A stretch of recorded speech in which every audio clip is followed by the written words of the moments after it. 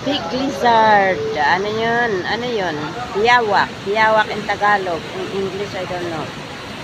Iguana, hindi naman iguana yan. Hindi naman crocodile. Small crocodile. Hiyawak. Hiyawak in Malayo. Bayawak in Tagalog. Taga Ilocano, ni Baloy Istilay. Ayan o. Ayan, ang laki-laki o. Naglalakad dun sa may sapa. Ayan, dito ako sa may LRT. Kitang-kita kasi malaki. Ayan o. Ang laki-laki. Lalabas na siya. Pupunta na siya may drainage. Ayan o.